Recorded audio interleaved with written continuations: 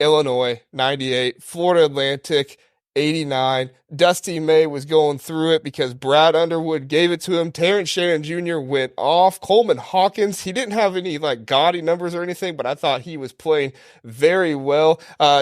Was it Domask, Sonny? I mean, dude just went stupid. I mean, it was a crazy, crazy game. I loved watching it. It was a lot of fun. Sonny, what were your thoughts? What you just said has kind of been the theme of the season. The team has been fun to watch. You can tell the guys like each other. Brad Underwood, he's had a different strategy almost every offseason for the last 3 years. And this year you can tell, he's kind of gotten tired of, we've had the top recruiting class in the Big Ten the last couple of years, and what's come of it.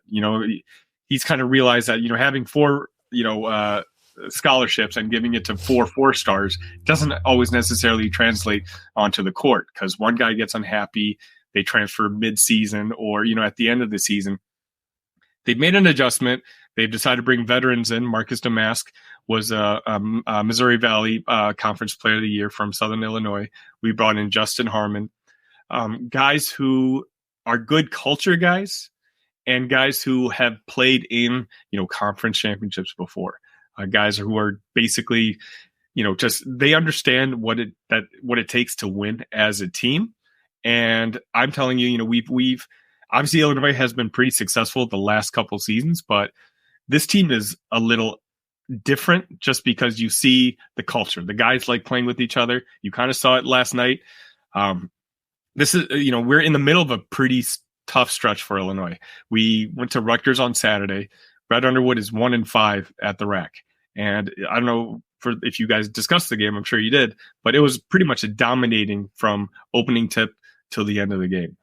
Rutgers made a run at the end of the first half, but otherwise, it was a pretty, it's not something that we usually see when we go to the rack. The game against FAU, the 11th rated team in the country, Final Four last year in Madison Square Garden. They returned everybody from that Final Four team. And, we just had 2 guys. I gave credit to Brad Underwood in my instant reaction episode yesterday. He basically gave the ball to Terrence Shannon and Marcus Domask and basically said that they don't have anybody that can guard you two. So go at it.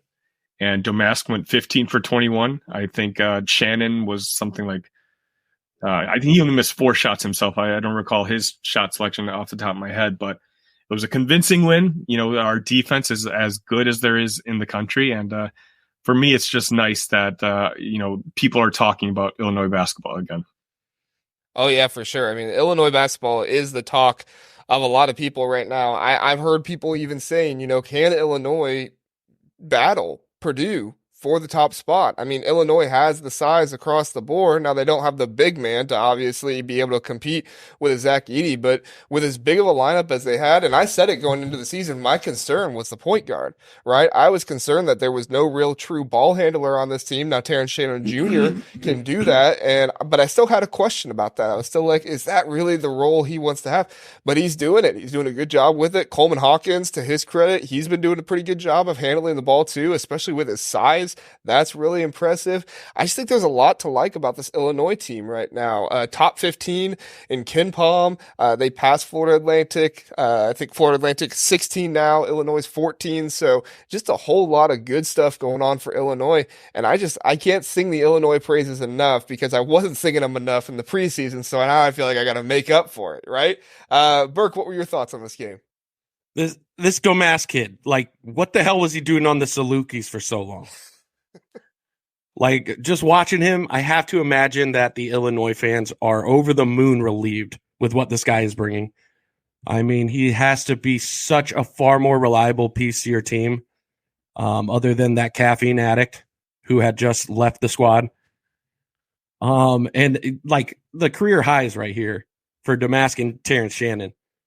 I saw a stat that was the first time that 2 players on the same team combined for more than 30 points while shooting better than 70% from the floor since January 1999.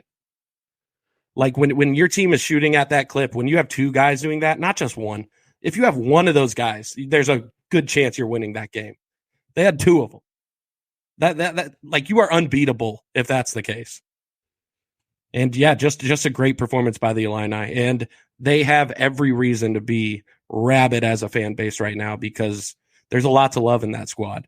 That being said, I firmly believe the Hoosiers have a shot. I always do. But this Illinois team looks like true contenders right now for the Big Ten. It's one of those where go ahead, Sonny. One of the weaknesses that I perceived coming into the season, Terry, you nailed it on the head. We don't have a point guard. And, Brad Underwood tried to convince everyone that we had a point guard coming into the season. We don't. We're trying to basically make do without one and play without one.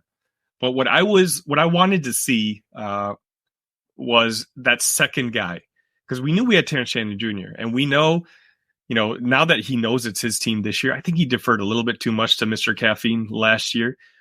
This year, he knows he's the best player on the court almost every time he steps on the hardwood, and he's playing like it. But what's always worried me is who is going to be that second guy, because it's a long grinding season, especially in the Big Ten. So to count on Terrence Shannon to carry the load every single night in, night out, that would have been tough. And, Brad Underwood, again, he's assembled a good team of role players. I think we're a very deep team. We're arguably the biggest team in the Big Ten outside, Purdue with the one monster that they have. But, we're talking about Purdue. It kind of reminds me of, in the mid 90s, like the Bulls, we signed like 3 centers just for fouls on, Shaq. And Illinois kind of has that. We have Hawkins, we have Danger, we have Amani Hansberry, we have Guerrier. We have a lot of, obviously Edie's going to do whatever Edie does. But I think if anybody can somewhat match up against them, it's going to be Illinois. And yeah, on that, I mean, that's exactly what Northwestern did to Purdue. They threw big goobers at them until Purdue folded. Well, and I think you saw a great example of it in this game. I mean, if we're being honest, this Golden kid, he played 19 minutes and had 23 points. I mean, he was tearing it up when he was in there, but Illinois just had the wherewithal to just throw big men at him and get him in foul trouble. And then eventually he got out of the game. Like I said, only 19 minutes in there and he fouled out. So, I think this is the evolution that we kind of wanted to see with Illinois. I think you're exactly right about Terrence Shannon Jr., Sonny. I don't know if I've seen a better wing this year in college basketball than Terrence Shannon Jr., the way he's playing right now. He is the best wing, not just in the Big Ten. He is the best wing in college basketball right now, and he knows it, and he's playing like it. And that's the most important thing to me. But the second most important thing is I feel like there's a bit more strategy to this team this year that we didn't see last year. Not to say anything bad about last year, but I just didn't feel like there was that kind of strategy to take on some of these guys like Golden and Zach Edey possibly this year as well. I feel like it's there now. I feel like they're being really strategic with how they use Dane Danger. I feel like they have a lot of big men who can do a lot of different things. 3 of their guys had 3 fouls or more in the starting lineup. And then Harmon, little guard, he had 4 fouls, but none of them ever fouled out. So, they're playing it really well. They're really strategic with it. I am just overall very impressed with this Illinois team. They've answered all of my questions so far. And the only question I have left is, can they beat Purdue? And that's the big one. Sonny, can they do it? Can they? Yeah. I think if nothing else, we're kind of proving to Purdue that they're not going to run away with the conference like they did last year. We'll make them sweat it out a little bit. I still think Purdue's the best team just because, and I think Burke will agree with me here. Like, I've never seen a big man be able to get away with just elbows and overpowering other guys and refs not calling fouls on him like Edey does. So I think with that factor, Purdue will still probably win the conference. But this team, this Illinois team, what again separates them from last year is last year right around this time you heard grumblings of certain a 5-star freshman point guard who was struggling. He wasn't really enjoying himself. He was getting into fights in practice. And then it was around now when Sky Clark, decided just to leave the team. We just got wind that he cleared out his apartment and he was gone. And this year doesn't have that problem. Again, it's a difference between bringing a 5-star, talent who's been to 4 different high schools in 4 years, as opposed to a Marcus Domask, who's just been the best player on a very good team in the Missouri Valley Conference. These guys they enjoy playing together. They bought into Brad Underwood's defense. Brad Underwood teams always have good defenses. This year, they're playing at an elite level. And so, whether we're going to win the Big Ten, maybe not. But I don't think Brad Underwood cares about that anymore. I think we've already done it. We've won the Big Ten regular season. We won the Big Ten conference tournament. I think now Brad Underwood understands that his legacy is about getting into that second weekend in March.